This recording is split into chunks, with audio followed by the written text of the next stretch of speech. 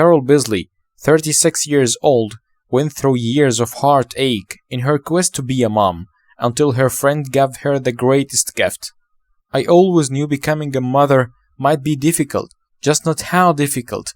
I was born with a condition called ixomphalos, where all my organs including my uterus and ovaries were outside my body. A weakness in my abdominal wall when I was developing meant my internal organs ended up in a loose sac that surrounded the umbilical cord. My poor mom was only 19, and it was a total surprise. At 14, I had to have a part of my small bowel removed and my large bowel stitched into my abdomen. Even if I could conceive, pregnancy could be life-threatening, and a growing baby could rupture and perforate my bowel. When I finally got my period, there was a great celebration that it was all working. Then as soon as William, a software developer, and I got married in January 2004, we started trying for a baby. I was only 22. Nothing happened. In 2014, we spent a year going through the adoption process, which was extremely difficult and taxing. We were heartbroken when they told us they didn't think the time was right. My close friend Annie, whose youngest daughter was only 5 months old, could see how hard it was. She asked if she and her husband could bob round for a cup of tea. We were sitting chatting when she blurted out, "I can't wait anymore. We'd like to offer you surrogacy."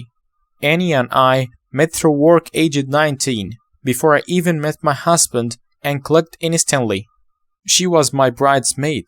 She had 3 gorgeous children for her own, and had watched us struggle. I was in total shock. We were giggling and hugging, but nothing is ever straightforward. My fertility clinic told me we weren't allowed to use the embryo for surrogacy in England, because it wasn't created for surrogacy. We could destroy the embryo or donate it to medical research, but it was my baby. Friends told us of the Reprofit clinic in Brno in the Czech Republic. Legally, we could transfer the embryo abroad and they would arrange everything. It was such a relief. Annie, her baby, and I flew out on the May bank holiday 2015.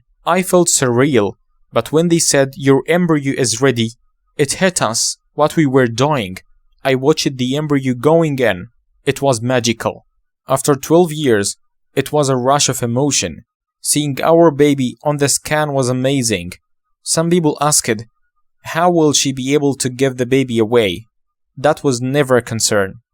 Annie was adamant it was our baby. We were there for all the scans and didn't find out the sex of the baby.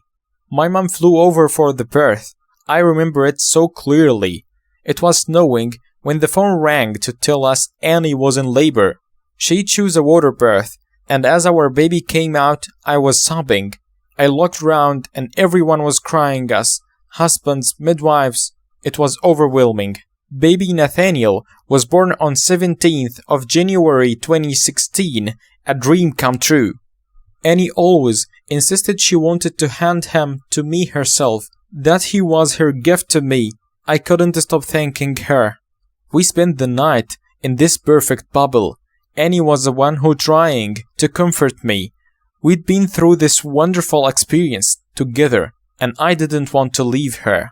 But she just said, "You've got this. You are going to be fine."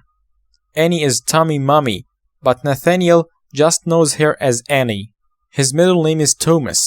Annie chose it because that is a name she would have to call her son if she had ever had one. Nathaniel knows where he came from. We have photo albums, it is not secret. I will say to him, when you were in Annie's tummy, they have a special bond. When he was much younger, he would run to her when he was wary of other people, and he has a special relationship with her girls. We love that he got his cheekiness in virtue from her. He is so funny and cheeky. Sometimes I catch my husband's eye, and there is this luck between us. Wow, we are so lucky.